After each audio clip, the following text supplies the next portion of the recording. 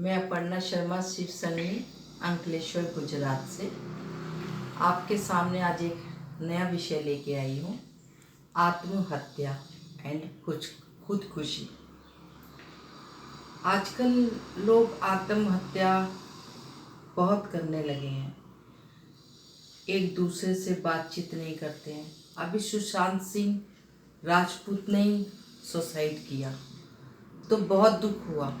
मैं फेसबुक पर थी और न्यूज़ पढ़ रही थी तो उसमें अचानक से सुशांत सिंह का आया। फिर टीवी चला के देखा तो मालूम पड़ा उसने आत्महत्या कर ली। मेरा गला बंद हो गया, मतलब रोना आ रहा था। मैं उसको जानती नहीं पर्सनली, सिर्फ उसको टीवी में ही देखा था और उसको देख के मुझे बहुत रोना आया। रोना चाहती हूँ जोर जोर की, मगर रो नहीं पा रही, गला बंद गया मेरा। तो आजकल अपने देश में ये तो बहुत बड़ा था, तो इस स्टार था इसलिए हमें मालूम पड़ा।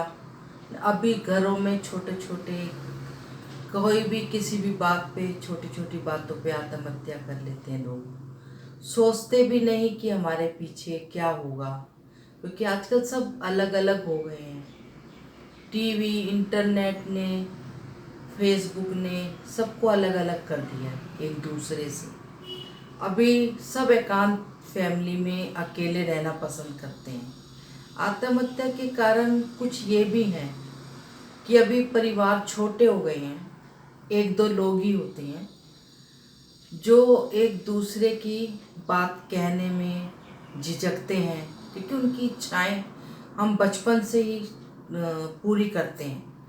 अभी मेरे ग्रुप में ही हैं कि 2 साल के बच्चे हैं उनके, वो बात करने के लिए बच्चों को मोबाइल पकड़ा देते हैं। बच्चे मोबाइल में ही ध्यान देते हैं, मोबाइल को देखते हैं 2-2 3-3 घंटे तक, कुछ खाने को मांगते नहीं। सिर्फ ये 2 साल के बच्चे की बात बता रही हूँ। और अपने भाई बहनों के साथ नहीं खेलते। अभी बाहर जाना बंद हो गया है, बाहर कोई खेलता नहीं है, किसी से बात नहीं करता।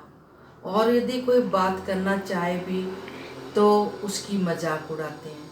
तो हमें एक दूसरे का अभी हमको थोड़ा बदलना होगा।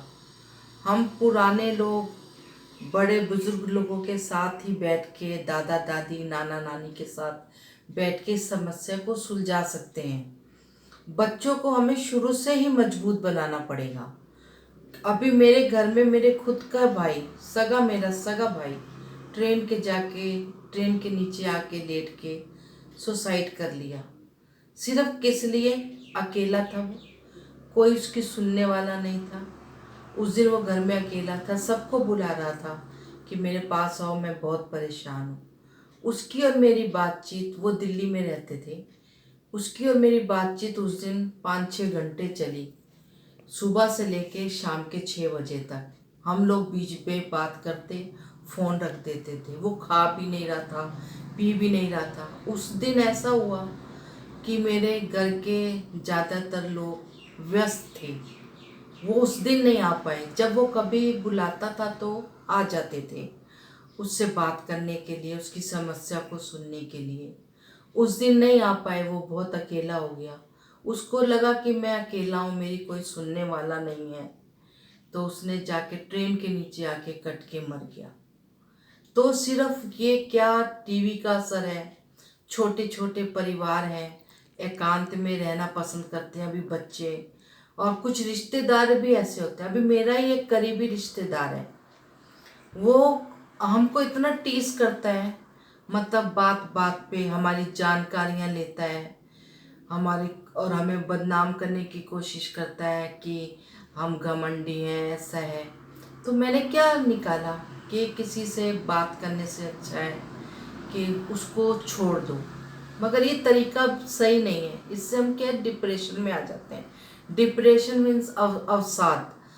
अवसाद चीज़ें हम खुद ही पैदा करते हैं, ये कोई और पैदा नहीं करता, क्योंकि हम अपने मन की बात किसी दूसरे से नहीं करते। हम कुछ रिश्तों को निभाने के लिए अंधे, गूंगे, बहरे बनना पड़ता है। हम देख रहे हैं ये सब गलत है, फिर भी हम चुप रहते हैं। मगर नहीं, अभी हमें चुप नहीं रह के बात का निवारण करना चाहिए। क्यों? हम जब तक बात का निवारण नहीं करेंगे, बैठ के बात नहीं करेंगे, तो ये अवसाद बढ़ता चला जाएगा, आत्महत्याएं होती जाएंगी। पहले पेरेंट्स मारते थे हम बच्चों को तो कुछ नहीं होता था, तब 7 8 10 बड़े लोगों का परिवार होता था। बच्चे 2 2 किलोमीटर दूर जाते थे पढ़ने के लिए, दोस्तों के साथ खेलते थे, बात करते थे, लड़ाई झगड़ा करते थे, अपना लड़ाई झगड़ा खुद ही समझा लेते थे एक दूसरे को, और ऐसे बहुत सी चीज़ें करते थे, खाते थे। आजकल बच्चों को क्या है, 1 या 2 बच्चे हैं तो उनकी फरमाइशें माँ बाप ऐसे पूरी करते हैं कि इनकी सब फरमाइशें पूरी करो, वही उनको डांटते नहीं। टीचर ने डांट दिया तो कंप्लेंट कर देते हैं उनकी कि हमारे बच्चे को टीचर ने मारा। बच्चे को थोड़ा स्ट्रांग बनाइए, बच्चे को मजबूत बनाइए, उसकी बात को सुनिए, जो गलत है उसको गलत मत, जो गलत है उसको गलत ठहराइए। मगर टीचर मार रहा है तो अपने बच्चे को पढ़ाने के लिए मार रहा है, यदि हम डांट रहे हैं तो उसके अच्छे के लिए डांट रहे हैं। तो इस बात को हमें समझना होगा।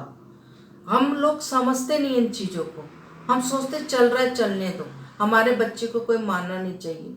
अभी मेरी खुद की बेटी स्कूल में थोड़ा परेशान थी, टीचर से जाके बात की कि मेरे बच्चे के नंबर कम आ रहे हैं इसलिए थोड़ा परेशान है। टीचर ने कोऑपरेट किया। ऐसे भी लोग हैं। जब अभी मेरी बेटी मना करती थी कि नहीं स्कूल में मत कहो, टीचर गुस्सा हो जाएंगे, ऐसा होगा, मगर उसको बिना बताए मैं गई, फिर उसको टीचर के सामने बुलाया, टीचर ने सॉल्व की। अब हमें अपने बच्चों का दोस्त बनना है और दोस्त बन के इस चीज़ों को ख़त्म करना है। जब तक हम इन चीज़ों को नहीं ख़त्म करेंगे तब तक ये आगे हम कैसे आगे बढ़ेंगे। तो हमको ये आत्महत्या को रोकने के लिए एक दूसरे की मदद की ज़रूरत है। बच्चों को खेलने के लिए भेजिए, उनकी बात सुनिए, उनके पास बैठिए। सुशांत सिंह 4 बहनों का एक भाई था, उसको कुछ प्रॉब्लम थी, कुछ परेशानियां उसके साथ जुड़ी हुई थी, अपने घर वालों से डिस्कस करता, अपने करीबी दोस्तों से डिस्कस करता तो उसका कुछ ना कुछ निवारण निकलता। तो ऐसे ही एक सुशांत ही नहीं, हर घर में सुशांत है, हर घर में सुशांत सिंह राजपूत है। हमें हर सुशांत सिंह राजपूत को बचाना है बातचीत के जरिए। अपने अभी हम लोगों को जागरूक होना पड़ेगा, इन चीज़ों को समझाना है। डिप्रेशन अपनी बनाई हुई खुद की चीज़ है, हम डरते हैं, घबराते हैं, मैं ही डर जाती हूँ आजकल समय देख के। सुशांत सिंह ने सुसाइड किया तो मैं ही घबरा गई, मैं ही अपने बच्चों को समझा रही थी कि जीवन में ऐसा कभी कुछ मत करना। अपने माँ बाप को दोस्त समझो, उनकी बातों को समझो। माँ बाप जो कहते हैं अच्छा कहते हैं, गलत नहीं कहते हैं, तुम्हारे लिए सब सोचते हैं। तो इन चीज़ों को ख़त्म करने का तरीका क्या है? इन चीज़ों को सिर्फ ख़त्म करने का तरीका है हम सब मिलके साथ चलें, आस पड़ोस में बैठें, एक दूसरे की बातों को सुनें, उनकी समस्याओं का समाधान करें, हंसे नहीं उन पर कि अरे ये ऐसा है, ये पागल हो रहा है। अभी मेरी एक दोस्त है, हम उम्र है, वो भी डिप्रेशन में चली गई। तो उसने अपने 2 दोस्त को बताया, मेरी सीनियर थी उनको बताया, तो उसने आगे 2 लोगों को बताया अरे ये डिप्रेशन में, ये ऐसे करती है, ऐसे करती है, ऐसे करके।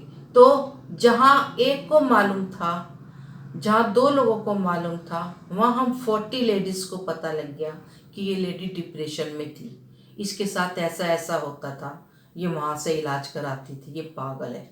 तो हम उसको ऐसी निगाहों से देखते थे, अरे ये बेचारी, इसको कुछ नहीं कहना। अरे वो अकेली थी, उसके दोनों बच्चे बाहर पढ़ते थे, पति सवेरे से लेकर शाम तक कंपनी से बाहर, कभी आउट ऑफ इंडिया रहते थे। तो अकेलेपन, उसका कोई मित्र नहीं था। अब मित्र भी कैसे मित्र है, यदि हमने आपको कुछ अपने दिल की बात कही है तो आप उससे सब जगह कर देंगे, फैला देंगे, नहीं, ये गलत बात है। एक दूसरे, मैं तो अंत में सिर्फ आपसे यही कहना चाहूँगी, एक दूसरे की परेशानी को समझें, आत्महत्या करने से रोकें, एक दूसरे को समझाएं, इसमें हमारा ही नुकसान है। आप लोगों से सबसे हाथ जोड़कर विनती है, मित्र बनिए, पड़ोसियों के, अपने बच्चों के, दोस्तों के, भाई बहनों के, हमारे जितने रिश्तेदार हैं, मित्र बन के रहिए, एक दूसरे की बात को आगे ना फैलाएं। आगे मैं आपके साथ रिश्तों पर भी कल बात करूँगी। मेरी से कोई भूल हुई हो तो माफ़ करिएगा, मेरी बातों को ध्यान से सुन के दोस्त बनिएगा। नमस्कार, जय हिंद।